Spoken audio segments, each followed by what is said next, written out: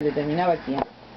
Pero nosotros tenemos acá a dos trabajadores, Alicia Santamaría, Jorge Urrutia, los dos fueron de la INDU, y tenemos un enfermero, que no fue de la INDU. Sí, fui de la INDU. ¿Vos fuiste de la INDU también? Sí, sí, pero yo entré después de la gesta heroica de estos compañeros. Bueno. Por eso yo les puedo Ahora, hacer un homenaje, claro, porque yo no tengo parte de eso. porque vos no estabas. Yo por suerte heredé todo lo que estos compañeros pudieron transmitirme después. Perfecto. Pero vamos a hablar entonces vamos a hablar de un barrio, vamos a hablar de un trabajo, vamos a hablar de un sindicato, vamos a hablar de muchas cosas, y yo creo que lo mejor sería empezar por esto que hoy preguntaba Alicia fuera del estudio. ¿Por qué ahora? ¿No? ¿Por qué hablar ahora de estas cosas? ¿Qué es lo que motiva a que hoy estemos dedicándole una hora del programa a hablar de aquella fecha, de aquel momento, de aquel movimiento sindical? Empieza el que quiere.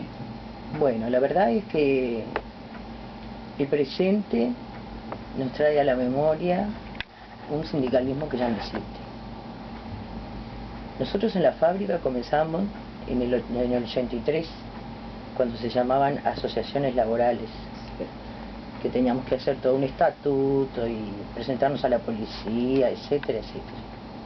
Teníamos una patronal represora, sabíamos, porque en el año 78 habían compañeros que querían organizar sindicato y los echaron a todos.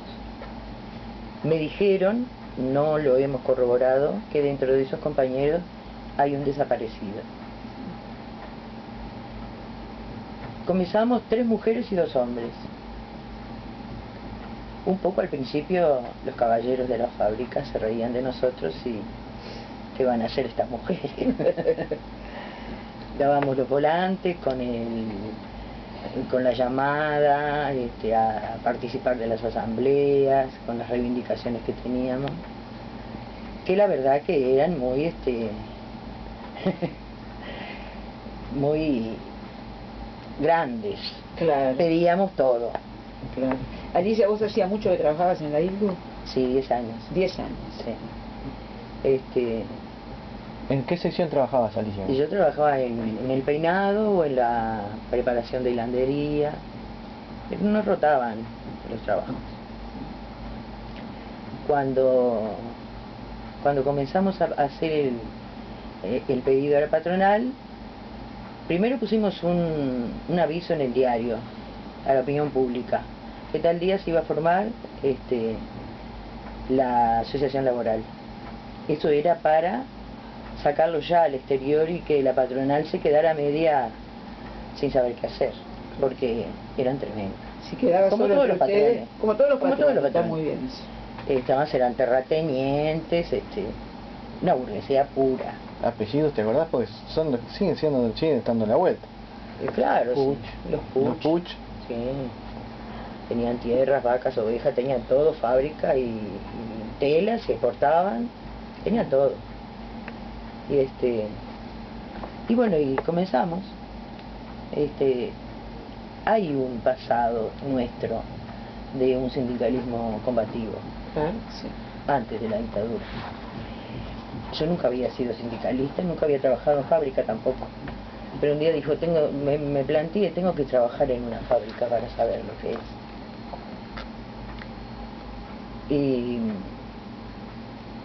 Y bueno, organizamos el sindicato, nos llamaron a la patronal, nos dijeron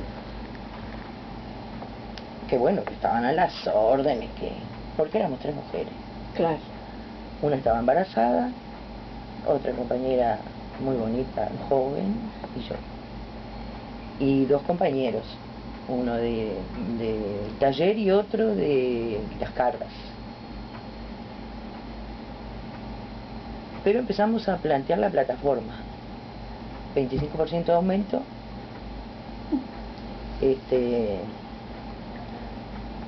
un trabajo fijo, que no me acuerdo cómo se llama,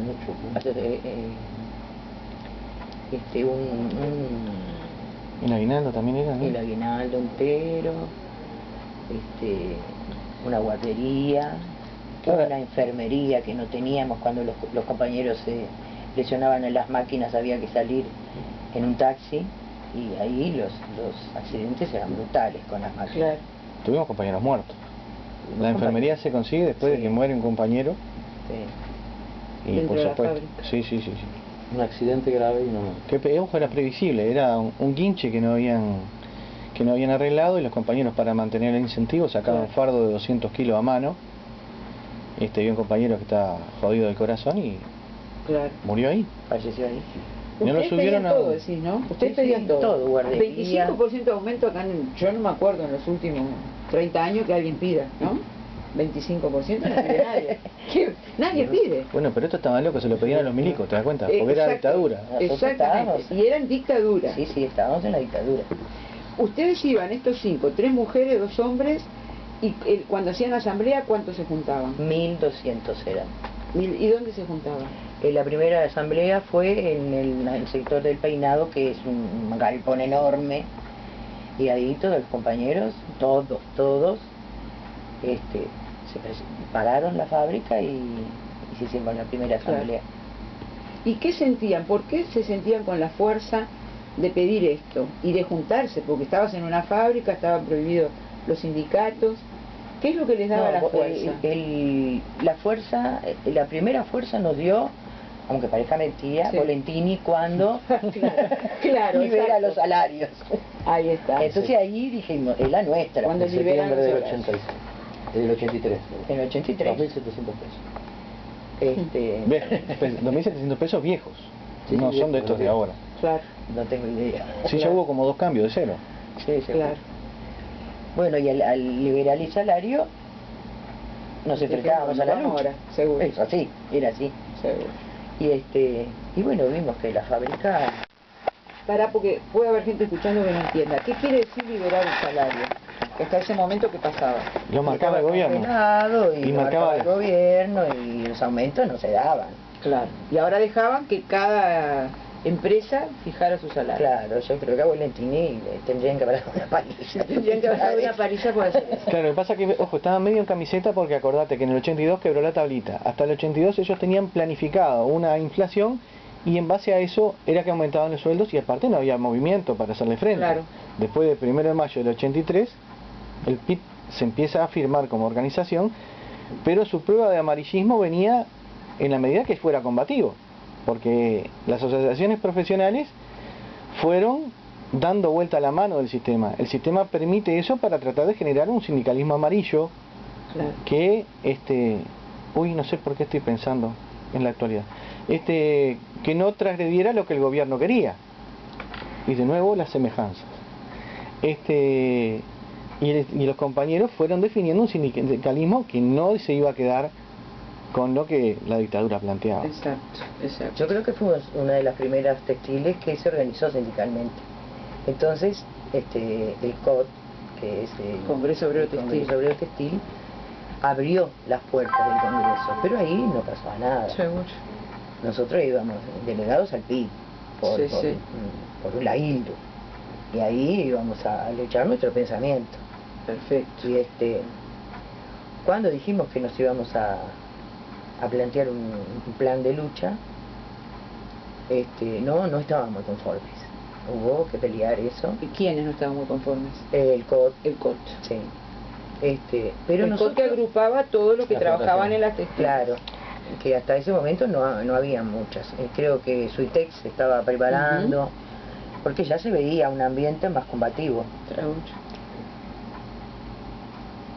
Comenzamos a hacer las asambleas, después se hacían en el comedor. La patronal nos permitía eso. También nos descontaba por planilla la cuota sindical. Eran muy amables con nosotros. Pero, ojo, vamos a ser conscientes de que cuando a nosotros, los trabajadores, las patronales, nos descuentan la cuota social, están sabiendo cuántos afiliados tenemos. Al margen de que a nosotros nos sirve, porque el compañero siempre se queda un poco en esa de ir a pagar la cuota, ¿verdad? Es un beneficio por un lado, pero por otro lado la patronal sabe cuántos afiliados tenemos. Claro. Y quiénes son. Claro, ¿Quiénes el son? poder de ejercer el control social de sus explotados. Seguro. La voz que estábamos escuchando es la de Jorge, que le pedimos que se acerque más a uno de los micrófonos allí al lado de Gary. Quédate ahí, Gary, caben los dos perfectamente, uno al lado del otro. Hacemos un dúo. ¿Vos cuánto hacía que estabas en la fábrica? ¿Cuánto tiempo hacía que estabas en la INDI, Jorge? Yo entré en el 80. En el 80. En el 80 entré. Se hizo en una oportunidad una asamblea que fue en el local sindical de Funza. Claro, porque estaban en la zona. Ahí yo llevé el planteo, las inquietudes de las compañeras, con estos otros dos compañeros, a mi sección. Se hizo una asamblea de sección en la que se me nombró delegado, y hasta el día de hoy estoy encargado de estas compañeras y estos compañeros. Teníamos un delegado por sector. Ahí está. Hilandería, tejeduría, tintorería, todas las sesiones tenían un delegado. Por lo menos. Por lo Sí, menos. por lo menos uno. Por lo menos uno. Yo fui delegado con Gustavo Virriel, por ejemplo, éramos dos delegados. En el caso nuestro teníamos delegados por turno. Por turnos. Por sección y por turno. Elegido por los compañeros. Por supuesto. Era una Eso manera quiero decir, la relación entre el delegado y sus compañeros de sección Se hacían era asambleas de permanente. sector, era permanente. Se hacían asambleas de sección, Trabajábamos. de allí se Eso. trasladaba el planteo. Trabajaban en la Trabajábamos fábrica. 8 horas 8 horas en la fábrica. en la fábrica. En la No fábrica. salíamos para nada. Se recogían las inquietudes de los compañeros, se discutía eventualmente, se trasladaban los planteos al plenario de delegado. Del plenario de delegado había siempre un ida y vuelta con la Asamblea General, que inclusive en una oportunidad las compañeras, recuerdo que en una reunión con Volentini, Sí. Volentini quedó muy Valentín muy era el ministro del sorprendido. Interior Sí, sí. en ese momento. Era un coronel. No, era... No, no. Coronel retirado, ministro del Sí, sí, ministro del Interior. Del Había estado Interior. Crisi, creo, y después Volentini. Había quedado muy sorprendido Nosotros en íbamos cuanto... al Maco, Ajá. a Al hablar Estado con los Mayor militares, Conjunto. Ahí. En cuanto a las contrapropuestas que recibían los compañeros que nos representaban, ya que los compañeros siempre volcaban a la Asamblea General para que tomaran en cuenta si ameritaba o no responder en forma positiva o no esas contrapropuestas.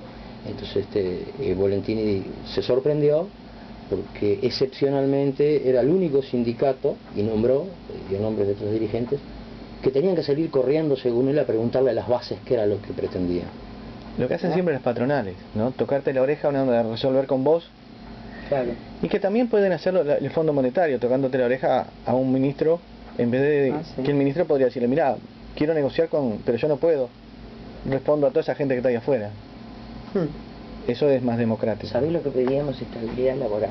Estabilidad laboral. Eso es lo que vos decías, porque no te salía la palabra. Eso. Estabilidad laboral. Estabilidad laboral firmada, por supuesto, ¿no? Y se agarraban de los pelos cuando pedíamos eso. Claro. La ILDU estaba en un barrio muy especial también. Sí, y muy tenía mucho proletario. vínculo. ¿Ustedes vivían en el barrio? Claro. ¿Cómo era la relación con el barrio? Y casi todos trabajábamos ahí, fuimos pasando por ahí, cantidad de vecinos, porque iba muchísima gente. Claro. Muchísima gente trabajaba ahí. En el año 60, me contaban los compañeros, eran 3.500. ¿Te das cuenta que era una fuente de trabajo Lo extraordinaria? que sería la entrada y la salida de la fábrica. Los ómnibus venían Los venían ómnibus. vacíos, Ojo. se paraban en la puerta y ¿Cómo se trabajaría llenaban. la panadería, me imagino? Sí, pero hay otro, yo comento con los compañeros, digo, es verdad lo que decís. Digo, aparte de cómo el mercado, que estaba mucho más movilizado, el mercado interno, y había otro, hoy asistimos a un fenómeno, que es el fenómeno justamente de la desproletarización de los barrios. No existe ya en los grandes centros fabriles, en tanto y en cuanto a los centros fabriles y estas Claro. grandes fábricas, como comentamos siempre con el compañero acá, eran escuelas para enseñar, escuelas de enseñanza donde los compañeros aprendimos que había un camino Sí. que teníamos que recorrer juntos a nuestros hermanos de clase. Eso era lo fundamental. Y eso era lo fundamental para nosotros y lo que hoy Hermanos de seguimos clase. reivindicando. Claro. Ellos, Claro. había que apuntar a ellos, no apuntar en el sentido para distorsionar, sino hacer comprender a los compañeros que teníamos que luchar. Entonces comenzamos con el planteo de la plataforma, comenzamos con los paros de 15 minutos, votado por Asamblea General, casi unánime. 15 minutos por cada turno, después media hora por cada turno. después 1 hora, después mediodía, y en eso de tarde y de mañana y de noche, se salía a recorrer alrededor de la fábrica con cosas golpeando, maderas. Pintar. Los vecinos nos esperaban en los tejidos de la fábrica para aplaudirnos. Pero éramos todos. Eso era lo bueno. Acá no habían dirigentes copetudos ni Despegados de la base. como después se dio. Sí. Era Sí. una cosa, asamblea, y en nosotros que éramos la voz, porque no éramos dirigentes, éramos la voz de ellos. Íbamos al ESMACO cuando nos llamaba, porque la cosa Sí. se estaba poniendo caliente, los milicos con los pies arriba de la mesa se golpeaban las piernas y nos decían: ustedes tienen que firmar acá, como hacen todos. Entonces nosotros éramos 3 mujeres sin defensa. Le decíamos: no, nosotros tenemos que ir a ver qué dicen los compañeros. Y se arrancaban los pelos, y decían: no puede ser, y golpeaban y golpeaban. Y nosotros nos íbamos calladitos. ¿Y los A la otros que asamblea. firmaban ahí quiénes eran? ¿Otros sindicatos? ¿Otras asociaciones Claro. serían? Y la verdad que no sé, pero había asociaciones, estaba FUNSA, Claro. estaba Fibrates, que ya se había formado, y antes que nosotros, la pesca fue que empezó a luchar. Y el Pero otro lo que día- pasa es que la pesca hizo su lucha interna, Ajá. no salió a la calle, no se conoció. Mira. Nosotros hicimos al revés. El día que se votó, teníamos paros cada 15 minutos. Ya íbamos a romper las máquinas, esa era la verdad. Sí. Y nos llamó el jefe personal y nos dijo: rompen la máquina. Entonces hicimos una asamblea. Y bueno, ¿qué había que hacer? Ocupar. Ujú. Esa era la última. Claro. Y además era la enseñanza que nosotros teníamos. Claro. Y en el momento de la asamblea, un compañero de tintorería sale corriendo, agarra un nylon y escribe: Hildu ocupa. Que acá están las fotos. Acá estamos viendo las fotos. no sé si el tema de los compañeros compartieran que se dijeran esos nombres históricos a esta altura. Yo quería acotar que ese 18 de enero Ujú. surge el paro en apoyo a la Hildu, a la pesca. Ramón acotó el otro día la Sixa, Así que era la fábrica de papel, y estaban los compañeros de TEM también ocupando. También. O sea, pero en aquel momento, con la escasa difusión que había, como que había una prensa popular que funcionaba en base a los volantes y a las vueltas que se daban, las conexiones, y se sabía que gremios estaban en conflicto. Hoy no sé qué gremios tenemos en conflicto. O sea, yo no sé si Plástico Gepax, Sí, por sí, ejemplo, en conflicto, está en claro. conflicto y están discutiendo inclusive la posibilidad de cooperativizarse. Pero el tema está en los ánimos que demuestren todo el movimiento a veces para ayudarnos. La arena es un puñadito, pero hay montañas de arena. Entonces, el tema pasa por ahí, ¿no? Por juntar a los que pelean. Pero eso fue el paro general. El paro general, que yo me acuerdo de que el día sacó en letra de 10 centímetros. Paro general, el día. Y fue un paro total. Entonces nos apoyábamos todos los gremios que estaban. Para llegar a ese paro general hubo, por supuesto, como todas las asambleas de los dirigentes, una asamblea podrida, ¿verdad? Del PIT, donde estaban los que querían sacar el paro y los que no querían sacar el paro. Bueno, yo no diría podrida, luchada. Bueno, yo Porque quiero... habían compañeros de todo el pelo. Por supuesto. Y ojo, lo Los más políticos estaban valioso... todos abajo de las piedras. ¿Sí? Ah, sí. Ah, sí. No, por supuesto. Abajo de las piedras. Sí. claro, pues. El tema sería primero que nada, decir que casi todos los compañeros, o la mayor parte de los compañeros, tenían que tener posiciones de base. Sí. No eran dirigentes que tuvieran potestades muy separadas de la base, por lo que decía Alicia. Casi todos los dirigentes que en el momento tenían que ir a laburar. Laburaban con los compañeros. Y iban a tener que aguantar después directamente y votar algo que la mayoría no respetara. Sí. Ahora van a contar, Jorge, le voy a pedir a Jorge y Alicia que cuenten algo de eso, pero yo quiero hacer una última acotación, y es que el PIT, después de que se vota eso, consciente de que lo iban a querer meter en cana a todo el mundo, porque fue que después surge la desocupación y todo lo demás, porque los milicos no bancan más, Claro. el PIT, me acotaba un amigo mío, que estuvo en esa reunión, y en aquel momento era dirigente de AEU, honrosamente no es más, me decía que el PIT había recomendado a todos los compañeros que estuvieran en grupos y que no frecuentaran los lugares comunes. ¿Se entiende? O sea, era una velada avisada a pasar a la clandestinidad, ¿tá? Porque no sabían, y el miedo, inclusive cuando desocupan la fábrica, los compañeros salen, salvo los dirigentes que tienen que quedarse en personal, salen en columna marchando para que no quedara ninguno atrás, para que no quedara nadie en banda y no se supiera qué pasaba. Hay que recordar y valorar el valor que tuvieron esos compañeros para desafiar el miedo que había. Sí. ¿Tá? Porque ya se sabía lo que había pasado con la gente que no había transado. ¿Tá? Ya sabía los compañeros que no firmaron el levantamiento de la huelga en 73, desaparecidos, ¿verdad?